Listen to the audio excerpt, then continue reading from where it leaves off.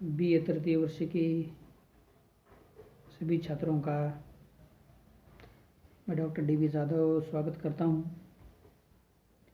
हमने पिछली तासिका में जो हमारा वीडियो लेक्चर था उसमें हिंदी भाषा उद्भव और विकास नामक जो हमारा पाठ्यक्रम का विषय है, उस विषय में हिंदी का विकास, हिंदी भाषा का क्षेत्र और हिंदी भाषा का नामकरण के साथ साथ हिंदी भाषा के विकास क्रम के अंतर्गत आदिकाल में किस प्रकार से हिंदी का रूप बदलता हुआ हमें दिखाई देता है। अपभ्रंश जो भाषा थी उससे विकसित आदिकालीन हिंदी थी, लेकिन आदिकालीन हिंदी में किस प्रकार से अपने अंतिम समय में आते आते अपभ्रंश के बहुत सारे रूप को छोड़कर एक अपने पैरों पर किस प्रकार से हिंदी खड़ी हुई थी, इसको हमने पिछले तासिका में देख लिया था और हिंदी भाषा एकदम सक्षम रूप में उभर कर सामने आ रहे थे। तो आदिकाल के बाद जो दूसरा कालखंड है मध्यकाल का, जो ईस्वीसन पूर्व 500 से ईस्वीसन 1000 ईस्वी से लेकर 1500 तक का यह आदिकाल का कालखंड था। 1500 ईस्वी से लेकर 1800 ईस्वी तक का कालखंड ये मध्यकाल तक का है। तो इस मध्यकाल को भक्ति काल के रूप में भी हमारे हिंदी कविता के क्षेत्र में इसके नामकरण के रूप में जाना जाता है। तो इस मध्यकाल में भाषिक आंदोलन भी बहुत सारे हुए और भाषिक आंदोलन के प्रभाव के कारण हिंदी भारत के एक छोर से दूसरे छोर तक जनभाषा के रूप में प्रभावित रही। तो यह युग सांस्कृतिक पुनरुत्थान का युग के रूप में भी जाना जाता है। इस युग में निर्गुण संत के साथ साथ सगुणोपासक जो भक्त थे, इन भक्तों ने भी लोक आस्थाओं तथा लोक विश्वासों में अभिव्यक्त समकालीन लोक भाषा में अपने साहित्य की रचना की थी। इसमें कबीरदास, तुलसीदास, जायसी, मीराबाई ऐसे बहुत सारे रचनाकार थे। तो इन रचनाकारों ने इस मध्यकाल में अपनी रचनाएं हिंदी भाषा में लिखी की और हिंदी भाषा को एक जनभाषा बनाने का काम इस मध्यकाल के साहित्यकारों ने किया था, रचनाकारों ने किया था। उसमें रहीम हो, कबीर हो, तुलसी हो, जायसी हो, सूरदास हो, हीराबाई हो, तो इन सब रचनाकारों ने हिंदी को जन जन तक पहुंचाने का काम किया था।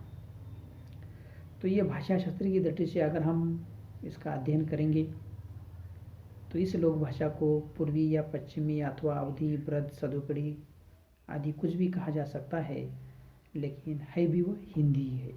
तो हिंदी की लगभग 17 बोलियाँ हैं। चाहे जिस किसी बोली में साहित्य लिखा गया हो तो हम उसे हिंदी का ही साहित्य कह सकते हैं।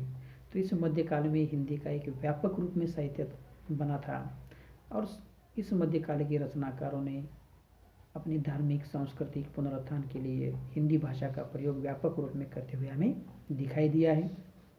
तो इस काल में आते आते ध्वनि, व्याकरण तथा शब्द भंडार के क्षेत्र में कुछ परिवर्तन जो हुआ है, उस परिवर्तन को हमें इस विकास क्रम के अंतर्गत हमें देखना है। तो ध्वनि के रूप में कौन सा परिवर्तन हुआ है मध्यकाल में, तो इसमें हमें 3 रूप में परिवर्तन या 3 बातें हमें ध्वनि के क्षेत्र में हमें परिवर्तित होती हुई दिखाई देती है। तो पहला परिवर्तन शब्द के अंत में या शब्दांत का जो अ कम से कम मूल व्यंजन के बाद आने पर लुप्त हो गया। यानी शब्दांत में अ आता था, लेकिन जब मूल व्यंजन लिखा जाने लगा तब उसके बाद का अ समाप्त हो गया। अर्थात राम का उच्चारण राम होने लगा, किंतु भक्त जैसे शब्दों में जहाँ अ के पूर्व संयुक्त व्यंजन था, अ बना रहा। कुछ स्थितियों में अक्षरांत अ का भी लोप होने लगा।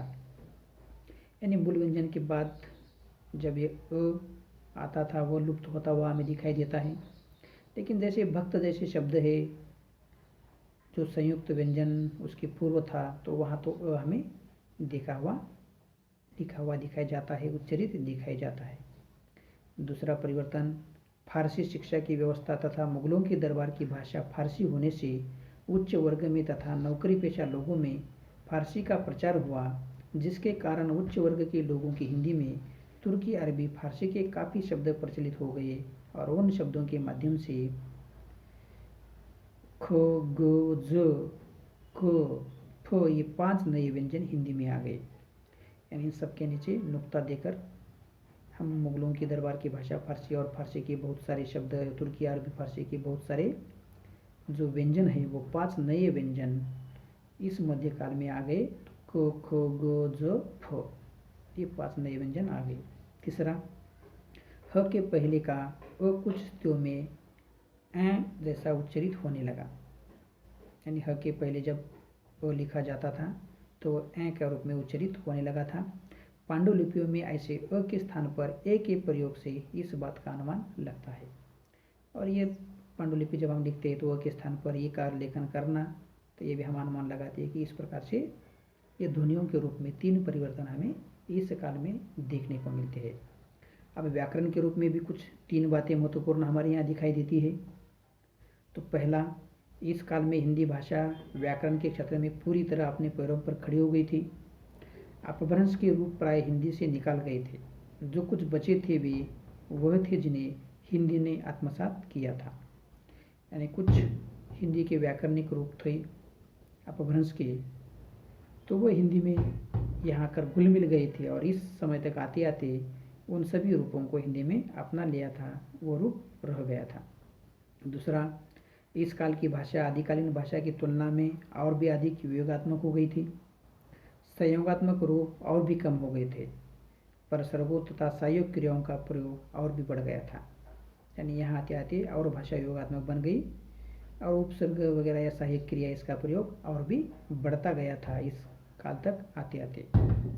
तीसरा, उच्च वर्ग में फारसी का प्रचार होने के कारण हिंदी वाक्य रचना फारसी वाक्य रचना से प्रभावित होने लगी थी। यानी उच्च वर्ग के लोग फारसी का प्रयोग करने के कारण फारसी की जो वाक्य रचना हिंदी को प्रभावित कर रही थी। जैसे इंद्र कहो मन करो सहाय, यहाँ की का प्रयोग नहीं है, किंतु बाद में फारसी शब्द की के प्रयोग से वाक्य बनने लगे। यानी यहाँ इंद्र कहो मम करो सहाय, यहाँ किस का उच्चारण या की का प्रयोग नहीं हो, लेकिन बाद में जब लेखन किया जाने लगा तब वहाँ की का प्रयोग वाक्य में होने लगा था। राम प्रसाद निरंजनी की भाषा योग विशिष्ट में इस प्रकार का लेखन हमें देखने को मिलता है, जो बाद में की का लेखन होता है। वेद में एक छोर कहा है कि जब लग जीवता रहे तब लग कर्म को करना, इसमें ये की का प्रयोग हमें देखने को मिलता है। शब्द भंडार के बारे में हम जब देखेंगे तो इस काल में आते आते फारसी, अरबी, तुर्की के लगभग 6000 शब्द हिंदी में आ गए। फारसी से कुछ मुहावरे और लोकोक्तियाँ भी आ गई, तो अन्य भाषा के शब्दों को ग्रहण करने की शक्ति बढ़ गई थी। दूसरा, भक्ति आंदोलन के चरम बिंदु पर पहुंचने के कारण तत्सम शब्दों का अनुवाद भाषा में और भी बढ़ गया। यानी संस्कृत के जो शब्द थे वो और भी व्यापक रूप में आने लगे। अब यूरोप से संपर्क होने के कारण कुछ पुर्तगाली, स्पेनी, फ्रांसीसी तथा अंग्रेजी शब्द भी इस काल में परवर्ती चरण में हिंदी में आ गए। यानी शब्द भंडार अरबी, फारसी, तुर्की, संस्कृत, पुर्तगाली, स्पेनी, फ्रांसीसी, अंग्रेजी, इसका शब्द भंडार व्यापक रूप में हिंदी ने अपनाया था और शब्द भंडार की दृष्टि से वो दिनों दिन समृद्ध होती जा रही थी। और इस काल के साहित्य के बारे में हम देखेंगे तो इस काल में धर्म की प्रधानता करने के लिए जब राम को महत्व दिया गया, राम के ऊपर साहित्य लिखा गया, तो राम स्थान की जो भाषा थी अवधी थी और कृष्ण स्थान की भाषा ब्रज थी। यानी अयोध्या के इलाके में जो भाषा लिखी जाती थी, बोली जाती थी, वह हमें अवधी दिखाई देती है और ब्रज प्रदेश में जो साहित्य लिखा जाता था उसकी भाषा हमें ब्रज दिखाई देती है। तो ये दक्षिणी, डिंगल, मैथिली और खड़गोली तथा उर्दू शैली में भी साहित्य रचना उस समय हो रही थी। तो यहाँ अवधी में हो या ब्रज भाषा में हो, साहित्य व्यापक रूप में इस समय इस काल में लिखा गया था। तो इसको लिखने वाले जो रचनाकार है जायसी, सूरदास, मीराबाई, तुलसीदास, केशवदास, बिहारी, भूषण देव, बुरहानुद्दीन, कुली कुतुब शाह, मुल्ला वजी तथा वली आदि बहुत सारे रचनाकार हैं जिन्होंने मैथिली में रचनाएं लिखी, ब्रज भाषा में लिखी, अवधी में रचनाएं लिखी और इस प्रकार से इस मध्यकाल में हिंदी भाषा के जो अन्य बोलियां हैं वो बोलियां भी समृद्ध होने लगी। हिंदी भाषा की खड़ी बोली का जो रूप है और समृद्ध होने लगा और हिंदी भाषा व्यापक रूप में विकसित होती हुई हमें मध्यकाल में दिखाई देती है। तो ये मध्यकाल का कालखंड था। इस मध्यकाल में शब्द भंडार की दृष्टि से, व्याकरण की दृष्टि से, साहित्यिक रचनाओं की दृष्टि से हिंदी भाषा का रूप हमें व्यापक रूप में प्रस्फुटित होता हुआ दिखाई देता है। और इस हिंदी भाषा के विकास क्रम का जो तीसरा कालखंड है, उस तीसरे कालखंड को हम आधुनिक काल इस नामकरण से जानते हैं और इसका कालखंड है 1800 ईस्वी से लेकर अब तक का कालखंड है। तो हिंदी भाषा के इतिहास में इस काल का जन्म संघर्ष तथा क्रांति से ही हुआ है, क्योंकि 18वीं सदी के मध्य तथा अंग्रेजों की स्थिति भारत में और मजबूत हो गई थी। फलस्वरूप फारसी को राजाश्रय भी समाप्त हुआ था और इस काल में ब्रज और आर्थिक अवधि का स्थान धीरे धीरे खड़ी बोली ले रही थी। यानी अभी तक अवधि और ब्रज भाषा ही व्यापक रूप में साहित्य लिखा जाता था। एक हिंदी की प्रमुख बोलियों के रूप में भी उनका स्थान था, लेकिन धीरे धीरे खड़ी बोली हिंदी रूप की भाषा विकसित होती जा रही थी और इसी काल में आकर ध्वनि, व्याकरण, शब्द भंडार तथा साहित्य के क्षेत्र में बहुत कुछ परिवर्तन हमें खड़ी बोली हिंदी में होता हुआ दिखाई देता है। तो यहाँ ध्वन्यात्मक रूप में खड़ी बोली हिंदी या विकसित होती गई और यहाँ जो ध्वन्यात्मक रूप में परिवर्तन हमें है उसको हम देख लेंगे। आधुनिक काल में शिक्षा के व्यवस्थित प्रचार के कारण तथा प्रारंभ में हिंदी प्रदेश में अनेक क्षेत्रों में कचरों की भाषा उर्दू होने के कारण क, ख, ग, ज, फ जो मध्यकाल में केवल उच्च वर्ग या फारसी पढ़े लिखे लोगों तक प्रचलित थे, इस काल में या प्राय 1947 तक सुशिक्षित लोगों में खूब प्रचलित हो गए। किंतु स्वतंत्रता के बाद स्थिति बदली है और अंग्रेजी में प्रयुक्त होने के कारण ज, फ तो एक सीमा तक अब भी प्रयोग में है, किंतु क, ख, ज के ठीक प्रयोग में कमी आई है। नई पीढ़ी कुछ अपवादों को छोड़कर इनके स्थान पर प्राय क, ख, ग बोलने लगी है। हाँ, हिंदी की उर्दू शैली में इन पांचों का ठीक उच्चारण होता है। यानी अंग्रेज हमारे यहाँ आकर उन्होंने कब्जा पूर्ण रूप से भारतवर्ष पर किया था, इसलिए हिंदी भाषा को भी संघर्ष बहुत करना पड़ा। फारसी का रूप, उर्दू का रूप धीरे धीरे विलुप्त होने लगा और अंग्रेजी भाषा का प्राबल्य बढ़ने लगा। पहले क, ख, ज, फ मध्यकाल में उच्च वर्ग की फारसी के पढ़े लिखे लोगों तक था, लेकिन बाद में सुशिक्षित लोग भी उसका प्रयोग करने लगे थे 1947 तक। लेकिन आज़ादी के बाद स्थिति बदली। अंग्रेजी में प्रयुक्त होने के कारण ज, फ ये ध्वनियाँ तो उसका प्रयोग हमें देखने को मिलता था, लेकिन क, ख, ग जो थे उसके प्रयोग में कमी आई और वो नुक्ते वाली क, ख, ग निकाल कर आज के हमारे जो रचनाकार हो या पढ़े लिखे लोग हैं वह सिर्फ क, ख, ग ही बोलते हैं और लिखते हैं। लेकिन जब उर्दू की जो लेखन की शैली है उसमें ये 5 उच्चारण हमें देखने को मिलते हैं। दूसरा ध्वन्यात्मक परिवर्तन, अंग्रेजी शिक्षा के प्रचार के कारण कुछ बहुशिक्षित लोगों में आ ध्वनि प्रयुक्त हो गई।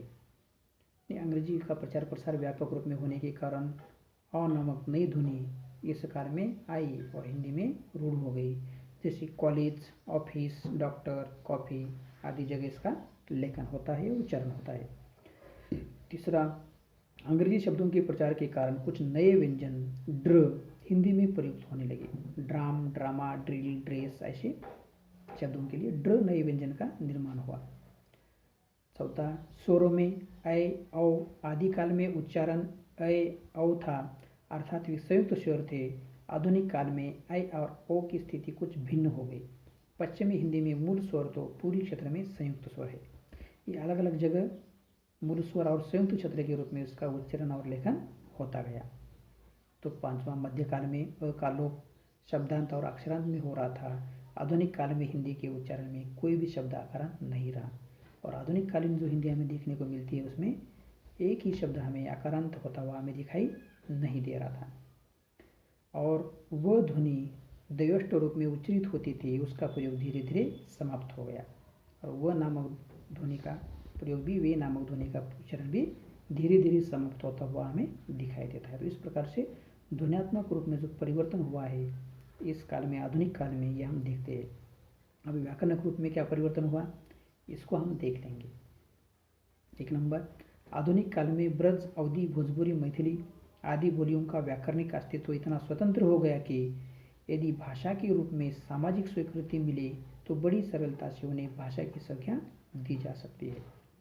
यानी इस काल में ब्रज, अवधी, भोजपुरी, मैथिली की जो बोलियाँ, इसका व्याकरणिक अस्तित्व बहुत बढ़ गया और बढ़ने के कारण उसे सामाजिक स्वीकृति सहजता से भाषा के रूप में मिलने लगी और अन्य भाषा के रूप में वह रूढ़ होने लगी।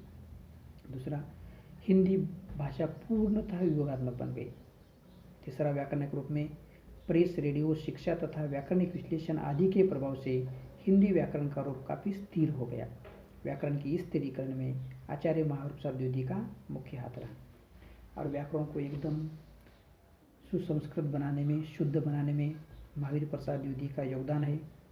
और अलग अलग जगह प्रेस, मीडिया, रेडियो, शिक्षा में व्याकरण रूप में व्यापक प्रयोग हिंदी का होने के कारण व्याकरणिक रूप से शुद्धता हिंदी में इस काल में आते आते आने लगी और हिंदी का व्याकरण एकदम स्थिर हो गया।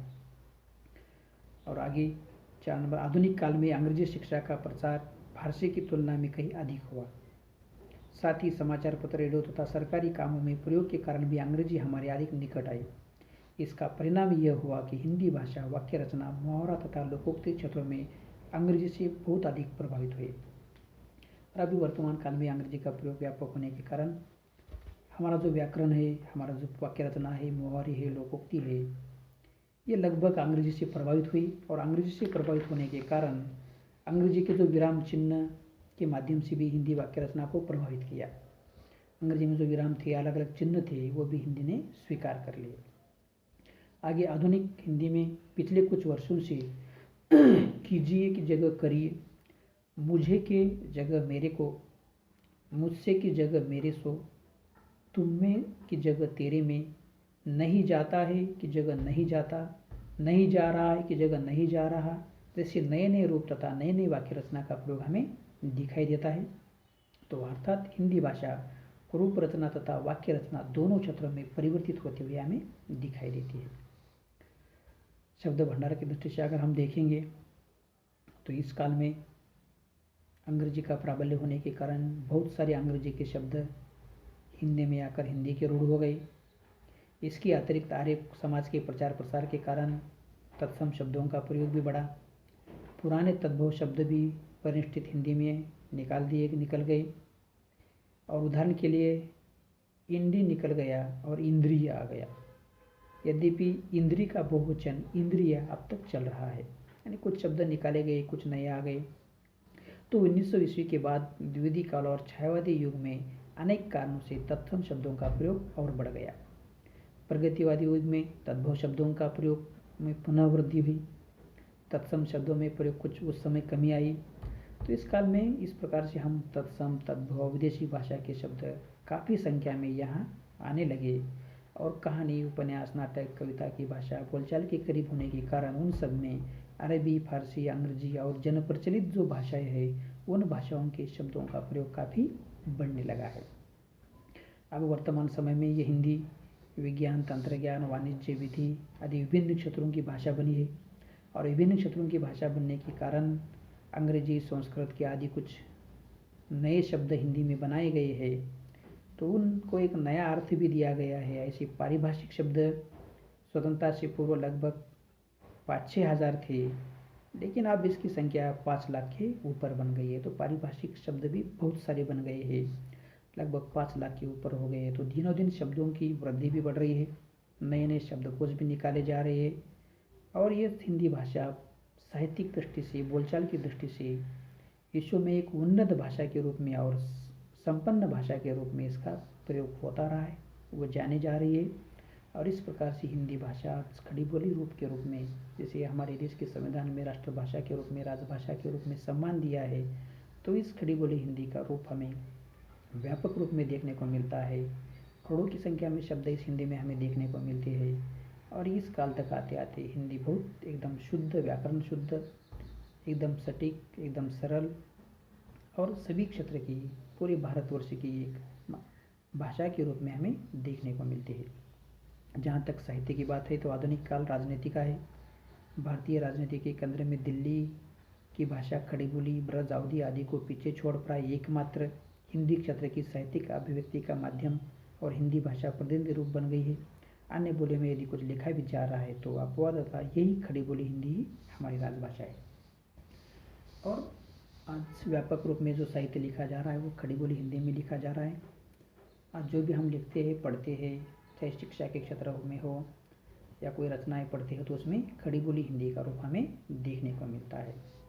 तो इस प्रकार से खड़ी बोली हिंदी प्राचीन काल से लेकर पाली, प्राकृत, अपभ्रंश से होती हुई थी हिंदी की लगभग 17 बोलियां रूपों में से आज वर्तमान समय में हमारे सामने एकदम शुद्ध संस्कृतनिष्ठ साहित्यिक व्याकरण शुद्ध जो हिंदी हमारे सामने आती है, तो वह हिंदी खड़ी बोली हिंदी के रूप में हमारे सामने आती है, जिसको हमारे संविधान में राजभाषा के रूप में सम्मान दिया गया है। तो इस प्रकार से हमारी हिंदी का विकास लगभग ईस्वी सन 1000 से लेकर आज तक ये हिंदी अपने पैरों पर खड़ी होकर एक विश्व भाषा के रूप में व्यापक रूप में उसका विकास हुआ है। और भारतवर्ष में तो वह संपूर्ण भारतवर्ष की भाषा के रूप में जाने जाने लगी है। तो इस प्रकार से हिंदी भाषा का उद्भव और विकास क्रम जो हुआ है, इसको हमने इस प्रकार से देख लिया है। तो आगे जो अन्य पाठ्यक्रम उस पर हम अगली तासिका में चर्चा करेंगे। तो ठीक है, धन्यवाद।